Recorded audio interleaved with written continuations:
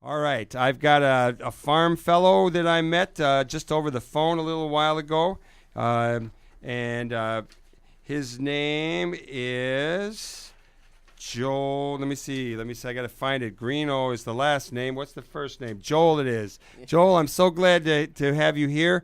You guys were originally going to come on last week. You are the president of the raw milk producers, and you live up in Kendall, Wisconsin. Tell us what brings you to town, and be close to that microphone. Yeah. Well, April 17th was U.S. family farmers marked the International Day of Peasant Struggles with a protest against commodity speculation, and we joined other activists to expose corporate manipulation of global food prices at the Chicago Mercantile Exchange. How did you get involved in progressive politics? Well, actually, it kind of goes back all the way to 1992, where my parents' 29th wedding anniversary present was a farm foreclosure, and their 30th wedding anniversary present was a sheriff's auction on the courthouse steps where my parents' and family farm was sold at public auction, and their life as farmers pretty much ceased.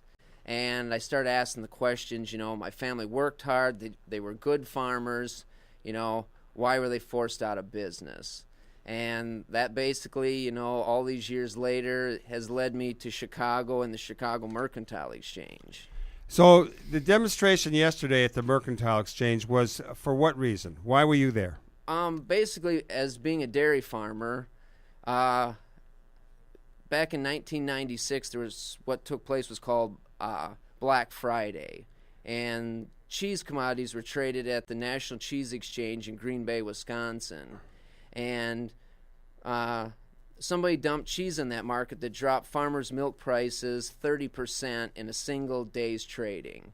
And a Governor Tommy Thompson investigation revealed that Kraft Foods was the perpetrator of that action, but at the same time, Governor Thompson was looking for funds to build the new Milwaukee Brewers Stadium.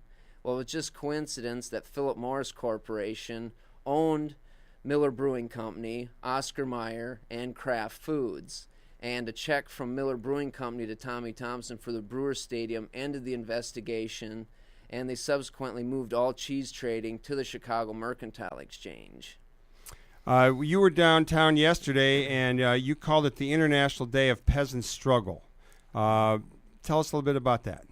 Well, how do you see the farm struggles here in the United States relating to peasants in other parts of the world? Yeah, basically the same multinational corporations that cause hardship for our farmers here in the United States are the same perpetrators against peasants and workers around the world, no matter what country they're in or walk of life. It's the same companies manipulating, the trade of products that have put us in this global food crisis, have escalated world food prices by 85%, yet continue to put farmers off the land around the globe.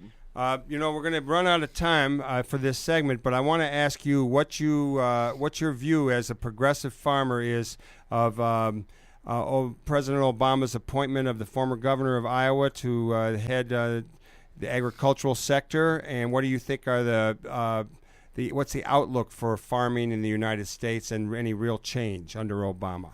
I guess a lot of us have a lot of hope that there's going to be big change. Some of that's yet to be seen. Vilsack being a large landowner and that. Thomas Vilsack, that's his name. Yes. I guess it's yet to be seen what he's going to do for family farmers. He's kind of come from the other side of the fence.